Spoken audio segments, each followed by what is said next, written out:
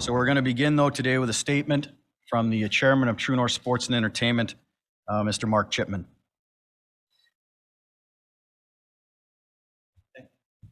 Thanks, Scott. Good afternoon, and let me just echo Scott's appreciation for your patience in allowing us to have this important conversation this afternoon. As we've seen, heard, and learned, this has been a horrific week. For Kyle Beach and all victims of sexual harassment and assault. Hearing Kyle's story has no doubt brought about pain to many people and triggered some very difficult memories.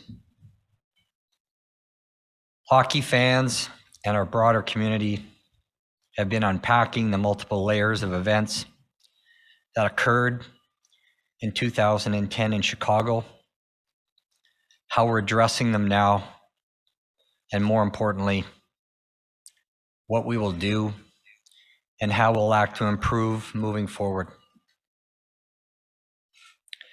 One of the questions that has been asked repeatedly of us over the past week is, what have you learned from this experience? As an opening statement, allow me to share the following.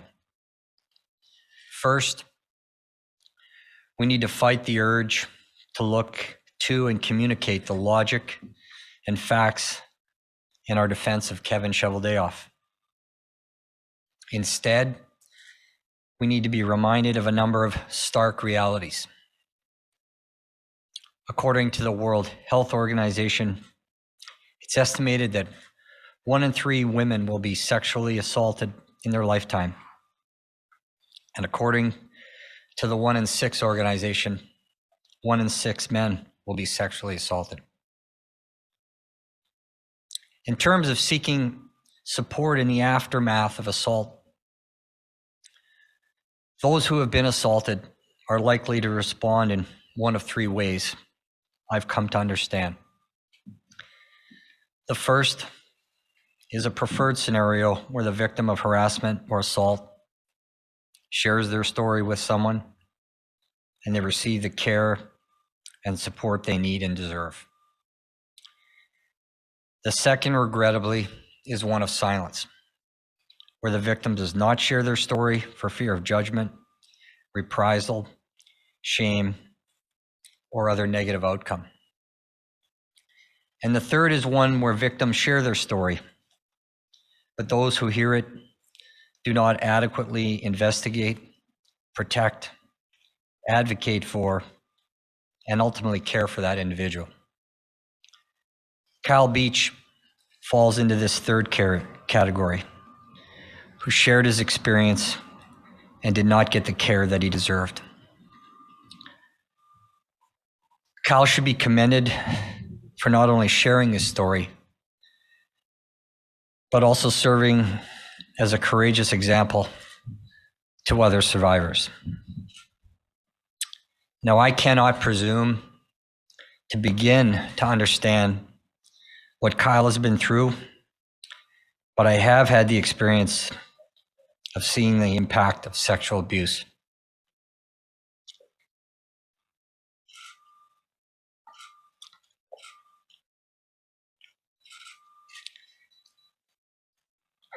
On people very close to me. I've watched with a sense of helplessness, the pain and devastation,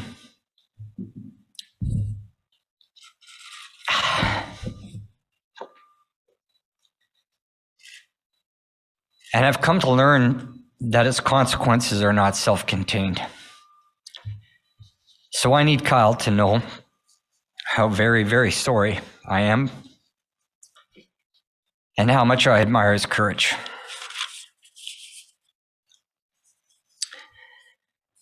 The second thing we've learned this week and throughout these horrible events is that we need to be clearer and more intentional in our messaging. Sexual abuse and violating another's personal space by abusing power is unspeakably abhorrent. Also wrong is inaction by those who know the details and don't do everything in their power to help the victim know that they are heard. I believe we live in a world that is too often not done the important work, responding and caring for victims, and doing everything in our power to make sure that they and others are not further harmed. It grieves us not only that Kyle Beach had this experience, but that others find resonance in his story. We want to name that this has been a hard week for many, as Kyle's story is hard to hear in of itself, but perhaps echoes the pain of others who have not been heard and valued. Kevin Cheveldayoff was abruptly pulled into a single meeting where there was a general inquiry about inappropriate texts and verbal comments. He was told by the leadership of that organization that they would investigate it and look after it. He didn't have recurring contact with coaches or players in his role. He didn't know about the harm that had been done to Kyle. He couldn't have known. However, if he had known, the Kevin Cheveldayoff that I know would have acted and would have done whatever it took to make sure that Kyle received incredible levels of support. That some time was taken to ensure that those around him knew how to support him. That Kyle's privacy would have been protected, and that the perpetrator wouldn't have been in any position that would have possibly allowed him to harm anyone else.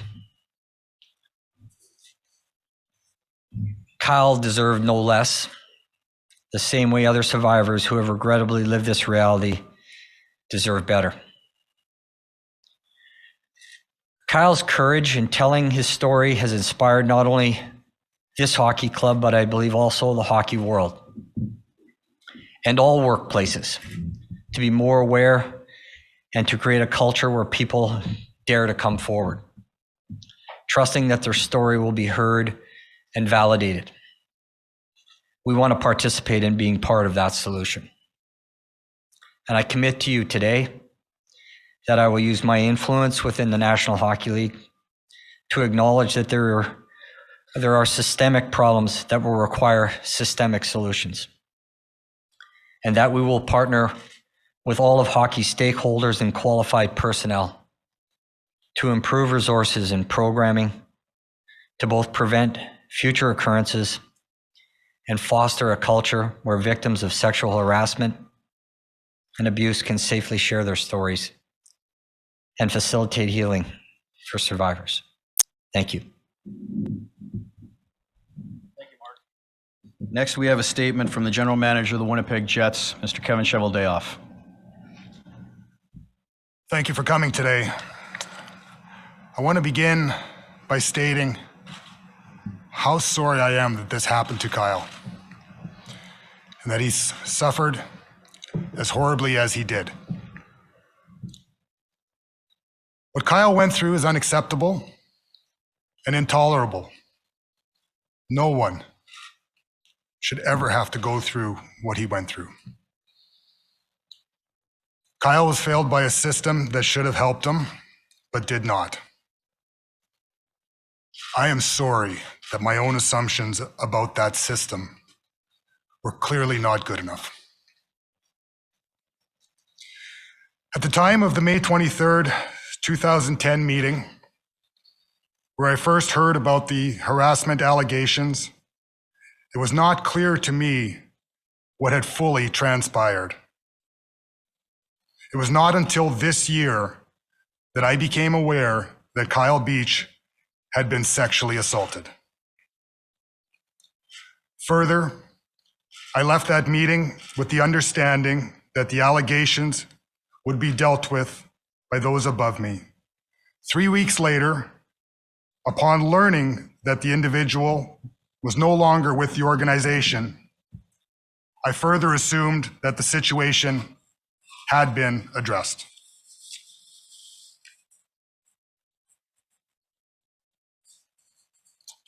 Having had the opportunity to reflect after reading the report and after seeing Kyle's moving interview, I am sorry that I cannot change what took place or how the process was handled back then. But I can learn from this and make sure that this never happens again. Knowing what I know today, I wish I could have been an empowered bystander, as Sheldon Kennedy has encouraged us all to be. We all must do better to ensure that we have safe spaces and proper systems in place that prioritize a person's health and well-being to make sure something like this never happens again. We all have to do better. There are far too many instances of people in power using their position to harass and assault others. I'm committed to being part of that change in the game of hockey, and I will speak with and learn from survivors about what we can do differently in our sport. I'll now take questions. Okay, we'll start at the back. We'll go in person here first, and we'll start with Kelly Moore from CGOB and Global News. Go ahead, Kelly. Thank you, Scott. This first one is for Kevin. You have been exonerated by the Block and Jenner report. They concluded you didn't know much. But as you've just said now, in the 11 months before you came here to Winnipeg, did you ever consider just reaching out to Kyle, checking in on him to see how he was? And if not, why was the reason for not doing that? Well, unfortunately, that would have occurred to me as something maybe best left to those who knew more about the situation, the investigation, those that were maybe better trained in dealing with the particular situation involved. With my assumption that the harassment issue was addressed, I guess I would be, concerned in some regards of violating maybe Kyle's privacy, issues. I'm not sure if I had any interactions with him. He was sent to Rockford the next year, and if I did have any interactions with him, they're probably more on the hockey level. But I have had some conversations with Sheldon Kennedy just recently in and around even topics like that, and just understanding, trying to learn what survivors want you to say or want you to do. At that time, I was, dealing or under the assumption that I was dealing with a harassment type of situation. And Sheldon and I talked, a little bit about that as well. And so if I get the chance, to speak with Kyle one-on-one here in the future, I would certainly welcome it. I would reiterate that I'm sorry that he had to go through what he has done. I would applaud and tell him how courageous he was to have taken the John Doe name away and made this humanized. And because I think that he doesn't know the depth and the breadth of discussions that have happened because of that, even in my own life. And I would say that I would want to talk to him about how we can make things safer and how we can maybe work together in doing so. I may, good to see you're back, feeling better. I don't know if you were aware of the negative backlash, be it through digital or traditional media on Friday. Does that concern you about a long-lasting effect on the hockey club in continuing the support for Kevin? And I guess the other part of that question is, what message could you deliver to perhaps alleviate that above what you've stated here today?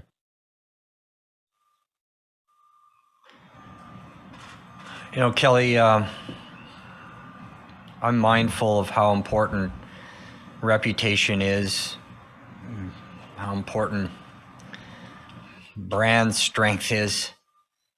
It's been my life's work building this organization. If I thought that for 1 second,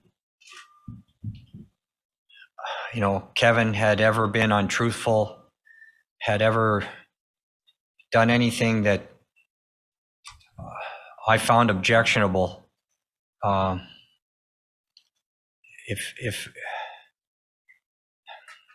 what I'm trying to say here is, I would never sacrifice anybody who I'm fortunate enough to work with for the sake of what people may hold as an appearance. And I'm hopeful that going forward, people will understand in greater detail now, you know, this entire set of circumstances. But if you're asking me, am I concerned about the reputation of our organization? I was more concerned about the well-being of Kevin and his family. And if you think otherwise, Kelly, you don't know me very well. Okay, Gregor, we'll take a question from Zoom. And we'll get started with Rick Westhead from TSN. Go ahead, Rick. You're muted, Rick. Thank you for taking the question. I hope you can hear me. My first question is for Kevin. I've had many conversations in the last days with Kyle and with the people who are closest to him. And what I've heard is that everyone, in their opinion, that everyone in that room, the meeting room that you just talked about, should be paying a price for what didn't happen, for the inaction. And I wanted to offer you a chance to respond to that. Well, certainly, I appreciate the question. I think everyone is paying prices at different levels. I am fortunate, I guess, that I have an opportunity to be someone that still has a chance to make a change in the game and to help grow and learn and try to make this a better and safer place so that there isn't another Kyle Beach or any other type of situation, that does happen. What we were told in that room, or what I'd heard in that room, though again, not acceptable, was some allegations of that in my estimation or my non-legal mind was along the lines of harassment, inappropriate texts, unwanted advances, and the response was, in my understanding, that it was going to be investigated and dealt with.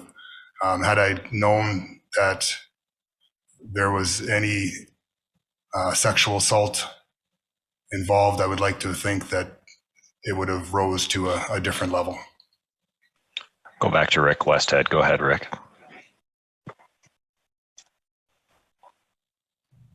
You may be. You have a Yeah, there you follow-up, go. Thanks Rick? again. My second question is for Mr. Chipman. Thank you. I do. For Mr. Chipman, you talked about using your in the NHL. Obviously, there are questions about perceived conflicts of interest and real conflicts of interest when a team or a company commissions an investigation into itself, which is what happened here. The NHL runs its own anonymous abuse reporting program. There is no oversight. There is no transparency. There is no accountability. The NHL said yesterday its investigation into Akeem Aliu's alleged abuse was over. His agent later said that Akeem has never received a copy of that complaint, and the witnesses that they suggested be interviewed were never interviewed. So we're left asking the question, who's telling the truth? My question to you is, how concerned are you that you may lose the public trust if the NHL does not engage a third party to investigate abuse complaints? Yeah, Rick, I honestly don't know. I'm just learning now, the process behind this particular investigation and why the Chicago Blackhawks conducted it. I've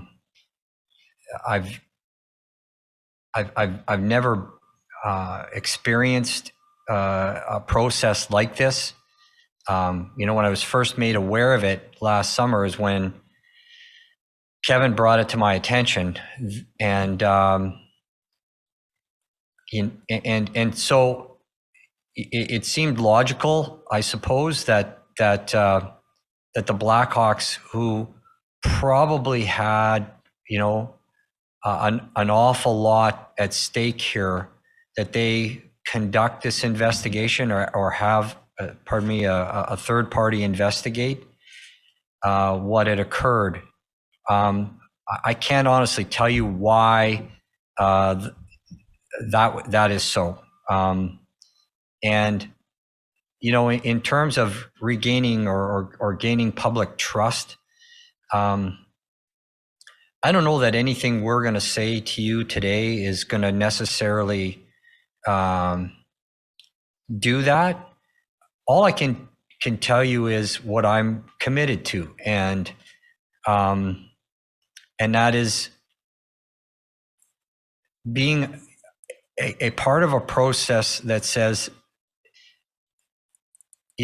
enough, enough. And as I hope you gathered through my opening remarks, this is a subject that is deeply personal to me, and it is to Kevin. And so I don't expect that, that you aren't and others aren't going to hold us accountable to what we say today. I can't speak for every team. I can't speak for the league, and I'm not trying to avoid my responsibility as a member of this league. I can only speak from my heart in terms of my commitment, our team's commitment to getting this right, and so that somebody else isn't coming forward months or years from now because we failed them. And that's all I can do. And that's what my commitment to you and everybody who's listening today is. Okay, next we'll go here in person. We'll go to Jeff Hamilton here in the front. Thanks guys for doing this. Is that working? Yeah, okay. Bear with me here, it's a little bit. Kevin, the basis of the NHL's decision to clear you of any wrongdoing in the Blackhawks sexual assault scandal was strictly based on your position within the organization. You've spoken about kind of not having the power to maybe speak up or at least not relying on others to kind of handle it for you. I'm wondering, your role has been downplayed as a salary cap guy, as a scout, and I just want to bring your attention to an article in October 2009 that says that yes, those things are true, but it also deals with contracts and agents and represents Stan Bowman whenever he's away. And then you're quoted as saying, it's truly an assistant to Stan in concert with him. It's something that will just keep on getting defined and redefined as we keep moving forward. You're a sounding board, you're a scout, you're a liaison with the agents, you're a liaison with ownership, you're all of those things wrapped into one. And I'm just curious why you felt in your position that if you couldn't reach out to Kyle Beach, why you didn't feel comfortable reaching out to your colleagues in management to ask them how they would have handled the case and question them on what happened after Brad Aldrich would have been able to, leave the organization. Well, again, I think it, first and foremost, my job, in Chicago was a lot of those things. I was there obviously to assist Dan. I was there for 9 months at the time. We had some unique challenges on the horizon with the salary cap, so that did take a lot of my time. We had some scouting issues and stuff like that. But again,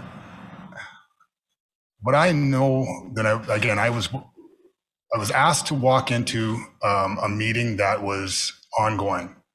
I was then asked if I had heard any allegations or if I had known any rumors or anything like that regarding Brad Aldrich and any of the players. I replied that I had not. My involvement in that meeting after that was none. I was basically I'd heard through some conversations there that again there was the allegations of the inappropriate texts and unwanted advances, and that maybe they were socializing away from the rink, which again really shouldn't be happening. So it shocked me, and but again, that was limited to all that I knew and all that I know. I did not know maybe if other people knew more or anything like that, but I knew that the matter was serious, and that again, there's a commitment or a belief that it's going to be investigated, and to the best of my knowledge, when I saw that the employee was no longer with the organization, I assumed that process, which would have turned into some sort of, whether it's HR or formal or whatever process, would have been followed and happened. So, again, there's some things that you just aren't privy to, and it wasn't sitting there knocking on the doors every day to say what's the latest, because again, there's processes that should have been in place, and I assumed and relied that those processes were in place. I think there's a lot of confusion here with whether you're telling the truth or not telling the truth. I don't think anyone's saying you're not telling the truth. You grew up in hockey. Before you joined Chicago's Blackhawks organization, you spent more than a decade with the Wolves.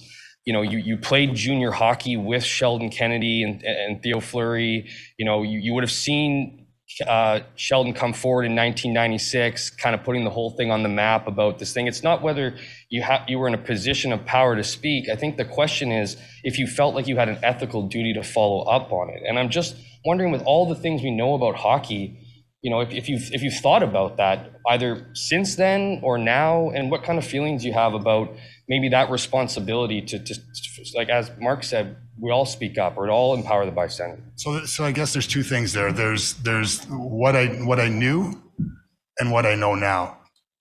And what I knew in 2010, I've just illustrated to you. I told you what my knowledge of the meeting was, and my involvement in it was limited to being asked if I had known anything. Since that time, and again, my assumption was that we were dealing with the harassment. There was nothing that I learned that would have led to me to believe that an assault had occurred. I did not hear anything like that, and assuming that an employee not with the organization after it's saying that it was going to be investigated was resolution.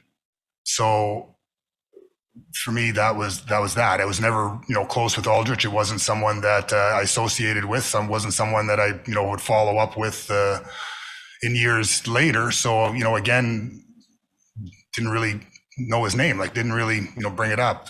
So, you fast forward to, the summertime, and you start to, you see the civil litigation, and you start to read some of those things, and then you read what was in the Jenner and Block investigation, and new issues have come to light 10 years later that certainly change things. It changes and makes you want to ask questions. And again, I think I talked to Sheldon, about that. I relayed just what I relayed to you. I talked to him about that, and that's when we started talking about, his work and what it can do to help today.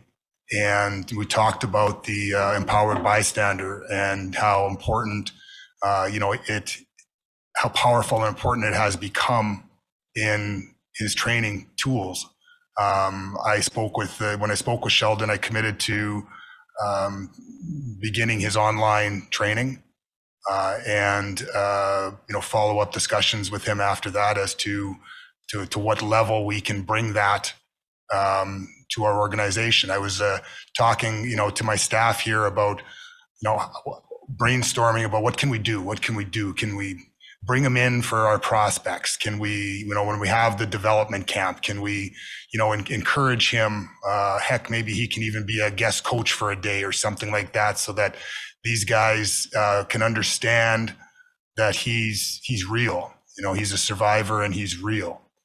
And to help them maybe think, it's okay if ever something happened away from the rink or my life, or if I know someone that is hurting, to say to them, I understand. I know a guy, that, and he's turned out, pretty good, and he's doing some things. So that's what, I'm focused on. And if I'd have known, after that meeting that there was a sexual assault, I'd like to think that me as a person would have, acted differently. And I believe that everybody in that room would have acted differently. I've read the accounts of the other people in the report, and there's, while some level of divergence on maybe some things, I don't think there's a divergence on what we felt, or at least I felt, I heard. Okay, Gregor, we'll go to Zoom now. We'll go next to Mike Stevens from the Hockey News. Go ahead, Mike. This is for Kevin. It says in the report that between when that meeting took place on May 23rd and then to when the Stanley Cup was awarded, there were no conversations taking place inside the organization about limiting Brad Aldrich's contact with players, staff, or personnel of the Blackhawks. Regardless of your role or how much power you thought you had to speak up in it, did it ever occur to you to have a conversation about that, as an aide to Stan as well, to say maybe we shouldn't let this guy around these players, considering that these are accusations against one of them? Well, again, I can only rely on the fact that, or the thought that it was being investigated, and I don't know what that would have entailed. And again, it wasn't something that, it wasn't like we were down, in the dressing room or, around the coaches or anything like that to understand if anything had been moved, differently. So again, I had no, I wasn't part of the investigation, so I don't know what should or shouldn't have, occurred during those times. Do you have a follow-up, Mike? No follow-up, Mike. Okay, we'll go to Sean Reynolds at the back, please. Thank you. Kind of on the point of what you were just speaking about, in that time where Brad Aldrich is still part of the team to the point that he's on the ice with the rest of you celebrating that cup, regardless of what you knew about the investigation, you knew that in that critical time, nothing had been done with him. He was still part of the team. So why assume, when he's still with them at that critical time, why assume that it was going to be taken care of, or it was taken care of, when by all looks from the outside, it hadn't been taken care of at an extremely crucial time? Well, again, I wasn't part of the investigation, so I don't know if I guess I don't know what I don't know. I don't know if there had been discussions. I don't know if there had been certain things, and again, it's hard to speculate for me as to what should or shouldn't have happened in that process when I wasn't involved in that process. You to speculate here, but Mark had said that Kevin Cheveldayoff, he knows, would have done something about it. You've said, you would have had the opportunity to act different. Had you known the full scope of the situation, what would you have done? I'm sorry. So what was the question again? The question is, had you known back then the full scope of what had happened, what would you have done at that time? Well, again, I think in responding even to Jeff's there, if I had known, again, if there was a understanding that there was a sexual assault, I believe that it would have been handled much differently, and certainly the Kevin Cheveldayoff that's here today, definitely would have handled it. If we find out that there's an assault, if we find out there's a harassment, we're going to put, we're going to ensure that there's, policies and procedures that are in place for, swift thing. One thing, obviously what happened, a couple of days ago, I was just before I was heading to New York. I met with the players. I met with the team. We were in LA at the time. And, I talked to them. I said that I was flying to New York to meet with the commissioner. And, I said that there's, there was a report out there that they should read it. And I believe at the time the video was out there as well, and encouraged them all to watch it. And I told them, I said that my goal, my desire, I told them more. I said, if you want to have a discussion about anything going on right now, we certainly can. I'll give you the opportunity to answer questions in front of you right now, or if you want to pull me aside privately, I'll answer them one-on-one. Or if you don't feel comfortable, I understand. But I said, I want to talk to you more about what kind of organization that I hope we are having, and that if we're not reaching that type of level, please let me know. I said, I wanted an organization that was inclusive in all aspects of things. I wanted an organization that, no matter what, race you were, what sexual orientation you were, what you believed, that you should feel free and safe to be a part of it and never feel excluded. I said, I want an organization where you feel you're safe, whether it's whether you're safe from each other, whether it's bullying or harassment, or whether it's that you think that it's a coach or a manager or a trainer, or anyone associated, around you. You should feel safe to speak up, safe to ask a question, safe to that there's not going to be reprisals. And we talked about the different methods that are out there, whether it is bringing it to a coach or a manager, or whether it's bringing it to the NHL or the PA or the hotline. But bring it. Don't hold it in. And at the end, a lot of guys, they applauded, and I left, and I got some private texts after, from some of the guys saying thank you for saying that, and again, wishing me good luck in my quest. So that's the organization that I want to build here. Okay, Gregor, we'll move to Zoom. Go next to Josh Clipperton from the Canadian Press. Go ahead, Josh. Kevin, you released a statement through the team in the summer where you said you had no, quoting here, and you had no knowledge of any allegations involving Mr. Aldrich until asked if I was aware of anything just prior to the conclusion of his employment with the Chicago Blackhawks. After confirming that I had no prior knowledge, no prior knowledge of anything, I had no further involvement.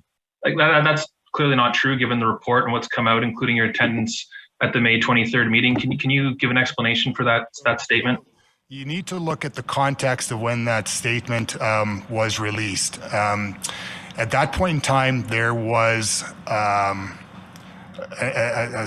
meeting, I guess, that was said to have happened in San Jose, where I think if you look back at the timelines, that's where they started talking about that there was a meeting with Paul Vincent and several of the executives that were named there.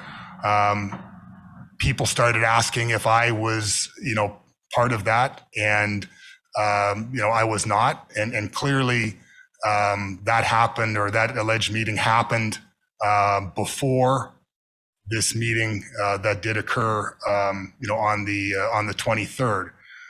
So there was obviously litigation involved, and again, I wasn't in a position to be introducing, new facts, about a meeting that I knew of.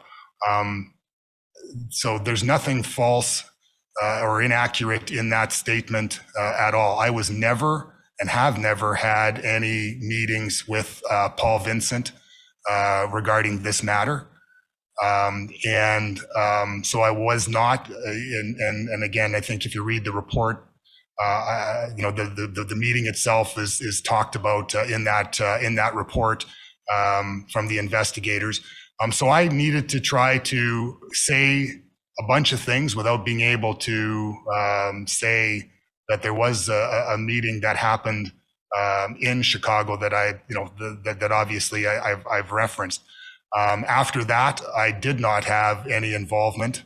I was not part of the investigation, and 3 weeks later, this person was no longer part of the organization, and I was not privy to how that separation even transpired. So, well, maybe it was a little wordy and a little bit curvy. It was 100% true. Okay, we'll go in person here to Scott Billick there at the back. Kevin, if you had this situation come up now, let's say even a Brad Aldrich situation where you hear just a little bit, would that person be allowed to be with the team for the next 3 weeks, month, whatever it is, during an investigation, or would that person be put on leave at this point? So first and foremost, we're going to do our best that there is never a situation like that, and that's why we're going to educate and talk and try to incorporate learning into something like this. But I do, I would like to think that because of that learning, people would feel free to come forward if in fact that they did have that. And what I would do is I would immediately go to Mark. I would immediately then, we would immediately go to our HR and probably involve our internal legal counsel and to follow the policies that are in place, with our HR. And, I believe, that person would be separated upon investigation or pending the investigation. And that the privacy of the people that, whether it was firsthand or secondhand, certainly, would be of the utmost importance.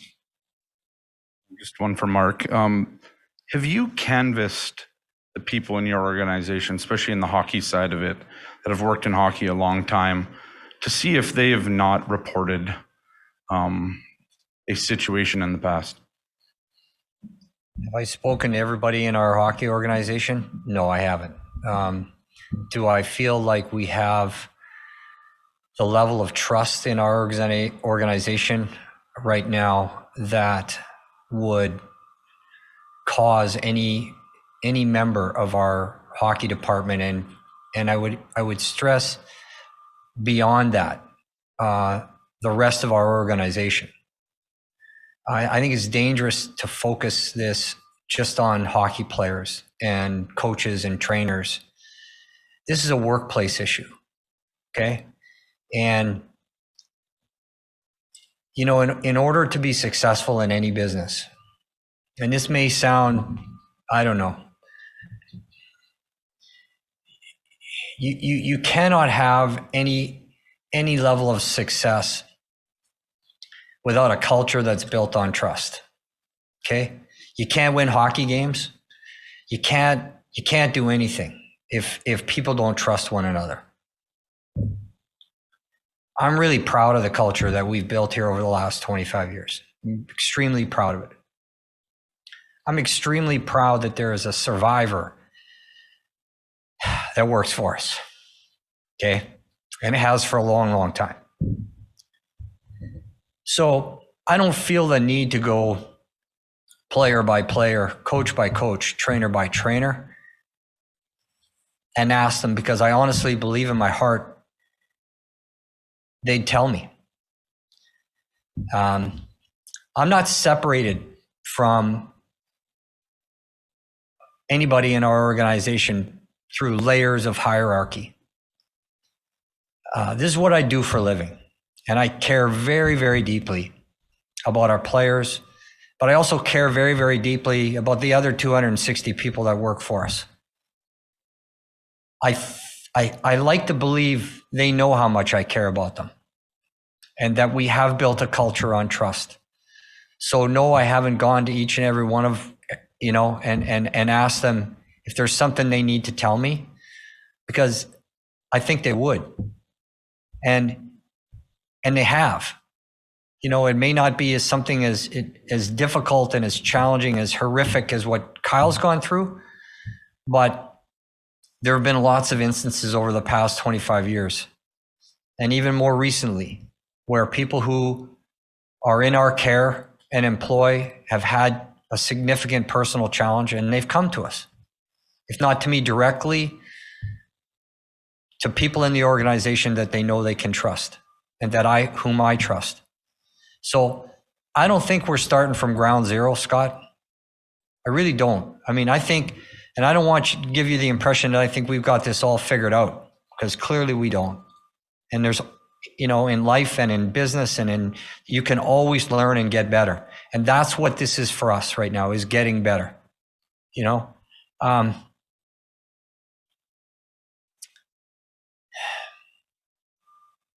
I don't want to over-personalize this. I really don't. But, you know, I talked to Sheldon. Poor Sheldon is getting inundated. But, you know, we're the last team he played for. I don't know if you know that. But we're the last team that he played for. And there's a reason for that. You know, that was in the late 90s. It was just a couple years after he came forward so bravely. And I think it was shocking, right? Back then, this was a subject that was far more stigmatized than it is today. It's still far too stigmatized, but the courage that he demonstrated to me was mind-blowing. And, you know, Zinger and I at the time, I recall saying, you know, what if when he's ready, we could let him play the game again? And what if maybe that could be a source of healing for him?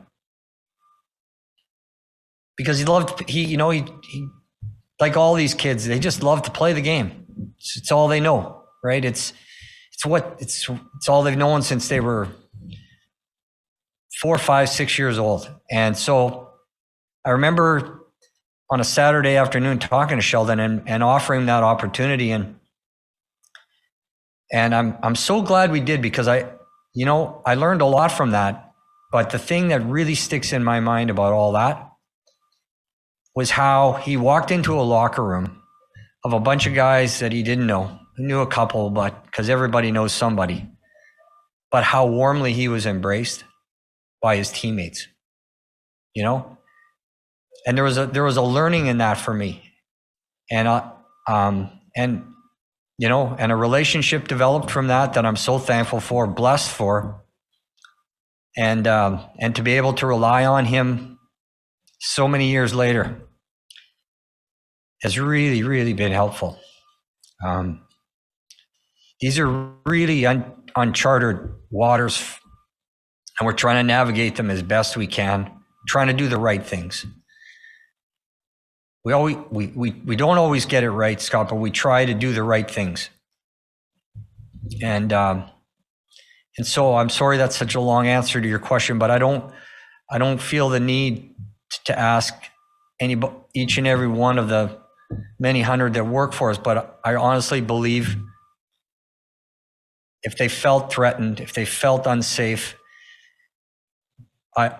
they would tell somebody and I would know about it. Go ahead, Gregor. Go back to Rick Westhead from TSN. Go ahead, Rick. I hope you can hear me. I've unmuted myself. Mr. Chipman. Mr. Chipman, I wanted just to follow up on my question to you because I'm not sure either maybe I didn't do a great job of asking it or maybe I didn't quite get your answer. But when it comes to independent third-party investigations, we heard about this topic yesterday when the NHL gave its press conference. And I just wonder, if you were not a hockey team owner, just a hockey dad watching this, and you heard some of the comments from Gary Bettman about the fact that Sheldon Kennedy's abuse wasn't at the NHL level, that the 16-year-old player who was sexually abused by Brad Aldrich, and Brad Aldrich was convicted of that offense, that Gary Bettman needs more information before he can make a promise to offer counseling for that family, knowing full well that that boy is probably watching the press conference and dodging the question of whether, we need a third-party investigator to handle these things. What would your impression of how the NHL handled that press conference yesterday be? Well, first of all, I'm sorry, I didn't understand your question. You broke up a little bit, Rick, and so I apologize if I didn't answer it properly. I wasn't trying to avoid it. I am a hockey parent. And I think that the game of hockey, from the highest level, and at every point, has an obligation to the well-being of the children and the young men and young women that play it. So I don't know exactly the words that were used yesterday, and I'm sorry. But I can't imagine that anybody that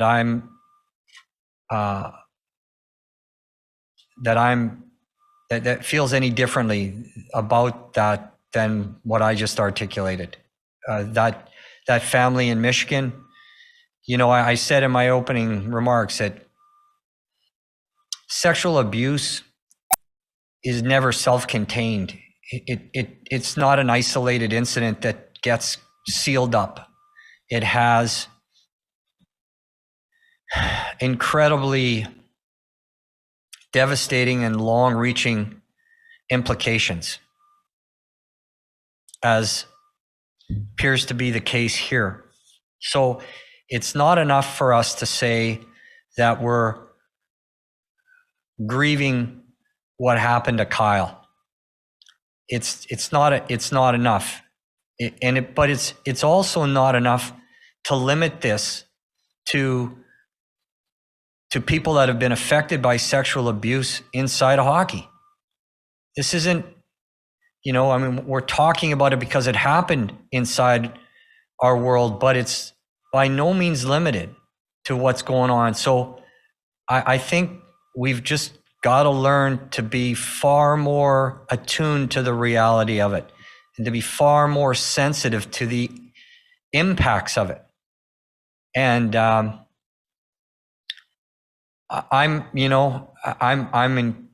hopeful that our league will take a lead in doing just that.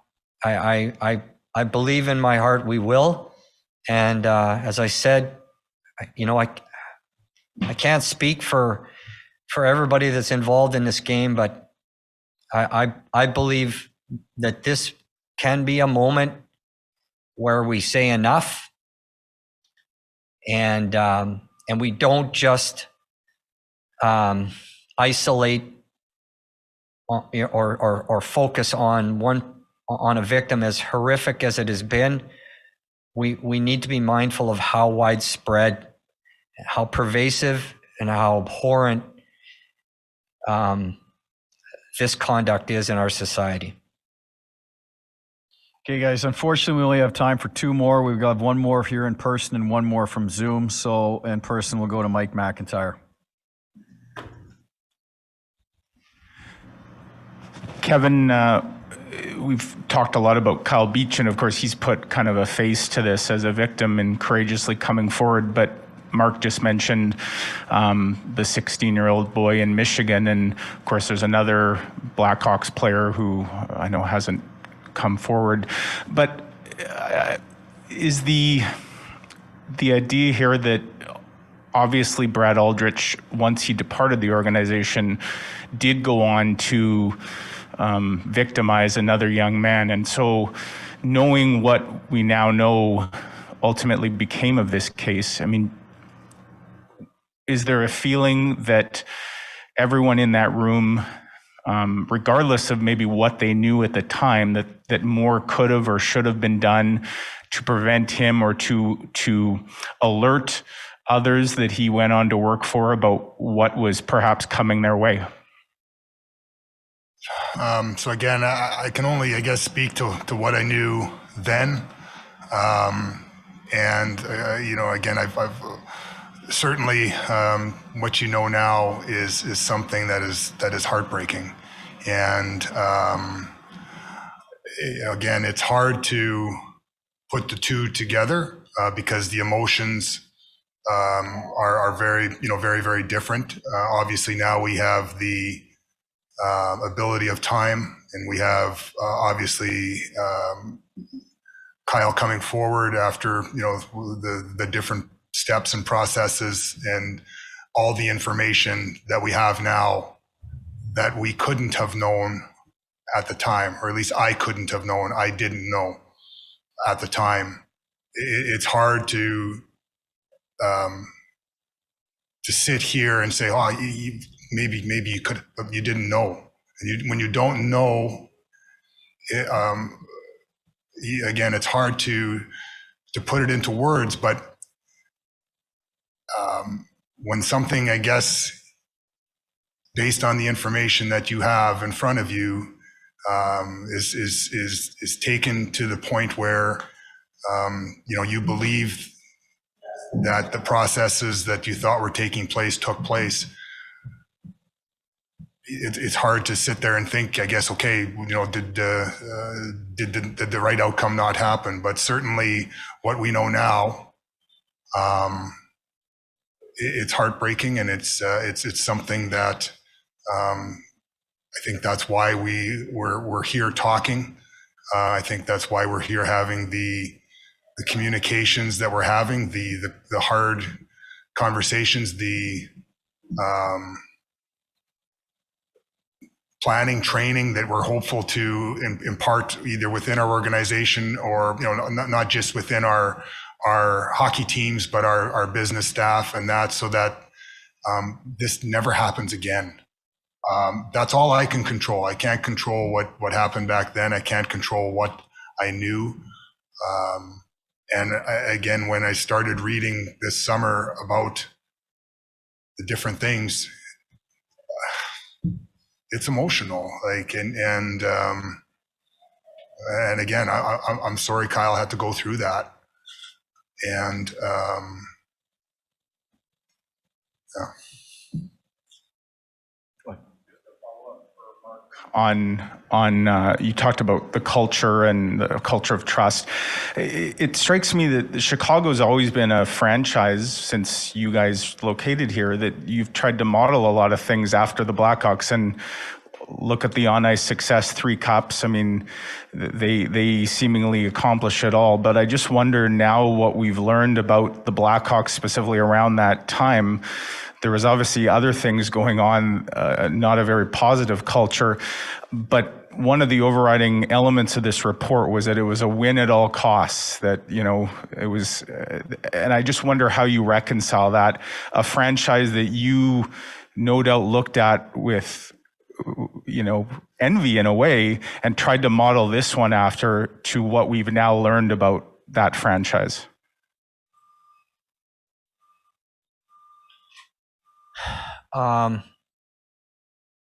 Yeah, Mike, it would have been hard not to be envious of the on-ice success that the Chicago Blackhawks enjoyed. I thought about that. I've been thinking about that.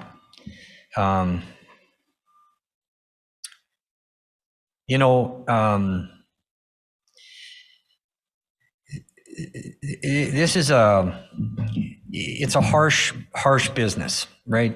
It's about winning and losing. We get judged every day on how we play the night before, and that's fair, right? That's what this is all about, or seemingly. And I assure you, I mean, nothing would bring me greater joy than seeing this community enjoy a championship, right? When we got in this business 25 years ago, it was really just to keep the game going after a really difficult process of losing our team and seemingly our identity, and so we began this pursuit of seeing if we could bring the league back to Winnipeg. But what I learned through the process of losing the team wasn't about winning and losing. It was how much the team meant to this city. And that's what kind of, I remember talking to my father about it, saying, like, maybe someday you'll be lucky enough to win, although 32 teams, you should win it every 32nd year now, I guess, if things were fair, but this is not a fair business. So I didn't get into this with the express purpose of, we're going to win, and we're going to sacrifice the principles that I was brought up on in order to do so. Like, the win was and is the joy in having this beautiful game played in our city, right? I don't want you to mistake what I'm saying here, that I'm not trying to win. And anybody who knows me or grew up around me knows how competitive I am, and how much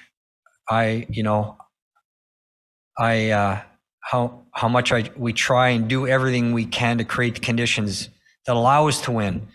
But the real joy in being a part of the league, and the real joy for me in taking the edges off that harshness that is the meaning that this game has to people here, and the impact that this game has allowed us to have in our community.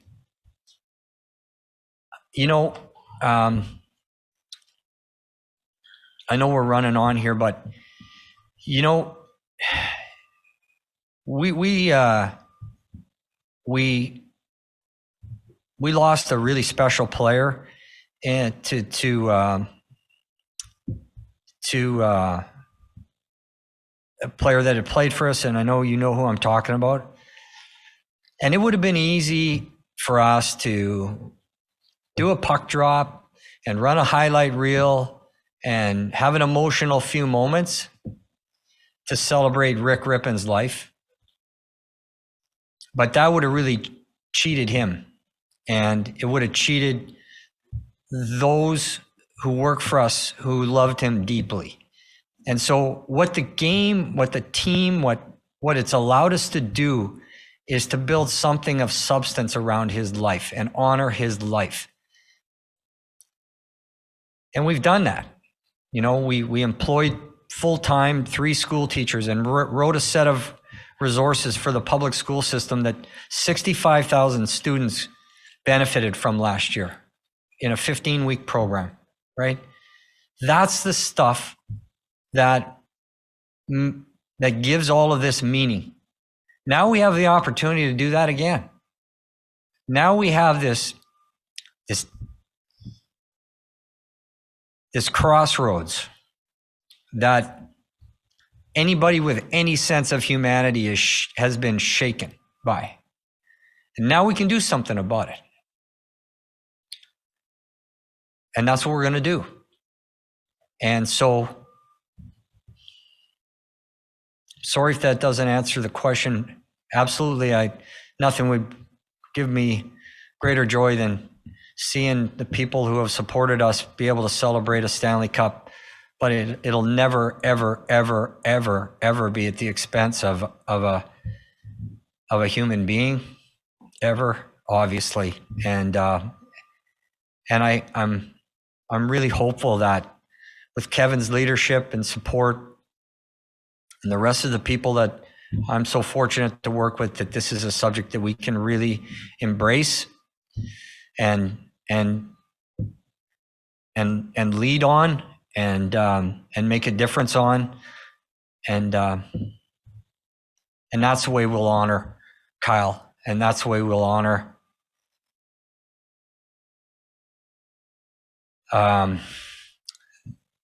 the people that I know and love, and the countless others that have remained anonymous and unnamed and don't have the courage yet to tell their story.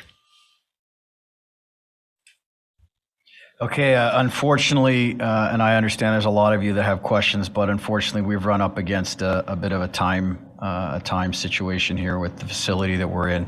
I do apologize again for those of you that I know that wanted to ask a question. I do thank all of you for coming. I do appreciate, as I said at the beginning, your understanding and your patience in allowing us to get to this day. I think we all recognize that it was an important moment and an important discussion that we have to have. So I thank you for coming. I thank those of you for participating in Zoom. Again, I apologize if you wanted to ask a question and we didn't get to it, but we do appreciate your time and thank you for participating. Thank you very much.